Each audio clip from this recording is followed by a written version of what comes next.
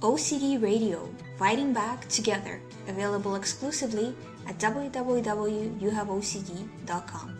Hi, and welcome to OCD Radio. I'm your host, Ali Graymond. Today I want to talk to you about how to recognize an OCD thought. There is a very simple way to recognize an OCD thought from all of your other real thoughts. This way has to do with doubt. If you are doubting a thought as an OCD thought, then it's OCD. Every single time.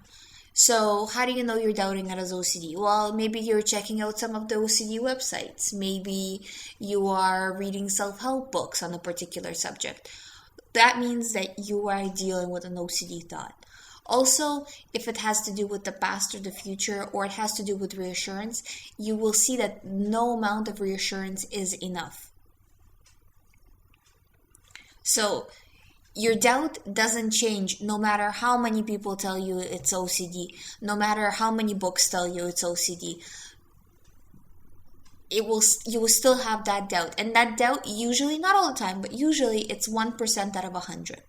So you're 99% sure that nothing happened or nothing is going to happen or you're in no danger, but you have that 1% doubt, and that 1% doubt is what's making you go crazy every single day and putting your life at a standstill. If you're having this kind of situation, you know that it's OCD. And at this point, when you realize that it's OCD, the first thing you need to do is just to stop all reassurance. And this is what we work on very much in the recovery program, is you need to stop all the reassurance. Just cut it off.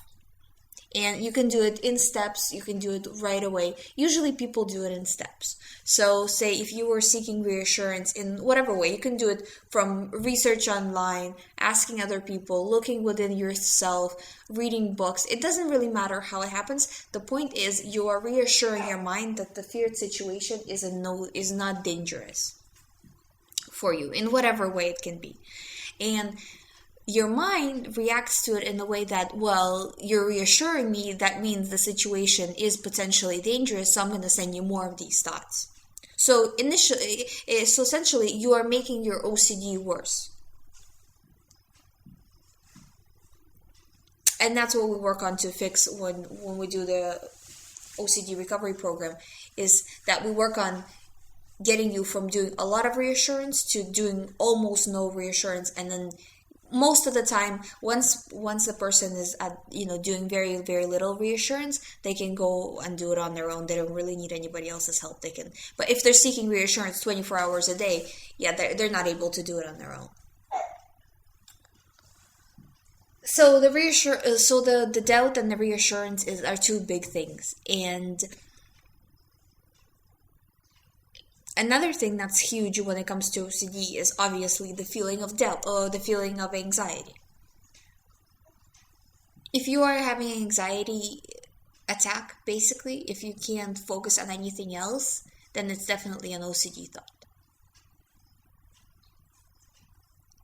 So these are some of the things that are very common to OCD. Another one is guilt. Sometimes it depends on the particular OCD. Sometimes the guilt is more, sometimes it's less. But usually there is some sort of aspect of guilt present. I wouldn't base my whole entire decision of whether a thought is OCD or not on the presence of guilt, because there is times when it's not there. But if it is there, that's just more ammunition for you to know that this is an OCD thought. The one thing that's always there is the doubt. That's always going to be there, and now that's an immediate way for you to tell. So if you take anything from this video, please take this, that it's if you are having a doubt about a particular thought and the thought is very, very distressing, then it's an OCD thought. If you're not sure 100% if it's happened, if it's going to happen, whatever the nature of your obsession is, but if you're not 100% sure, then it means it's OCD.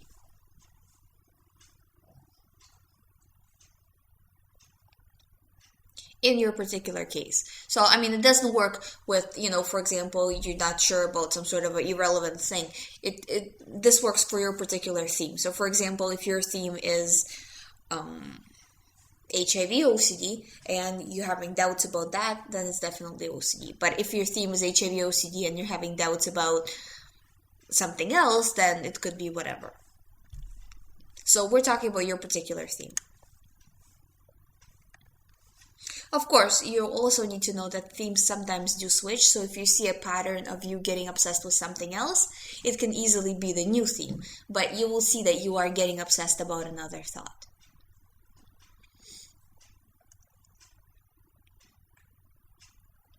So if you're listening to this in order to try to get better, next time you are having a doubt about a thought, make sure that you don't react to it as a real thought. React to it as OCD because it is OCD. So don't send wrong signals to your mind, because that's how you got into this whole thing in the first place, by sending wrong signals to your brain over a period of years.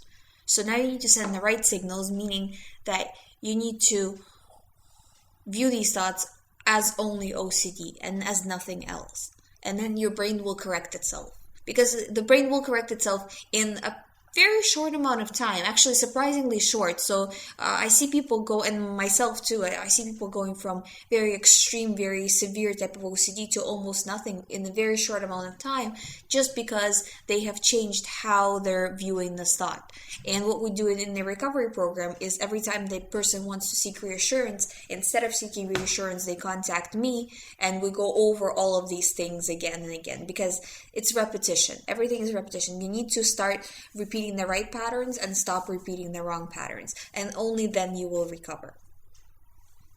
If you do have questions about your particular type of OCD, or you feel like you need help, you can't do it on your own, we can certainly do the You Have OCD recovery program with you. And most people see results from the program within the first few weeks. So it's definitely effective. It works very quickly, and we can certainly help you with that. If you have any questions, you can email me at info@youhaveocd.com. It's my private email, so nobody sees these emails but me. So everything you write remains confidential.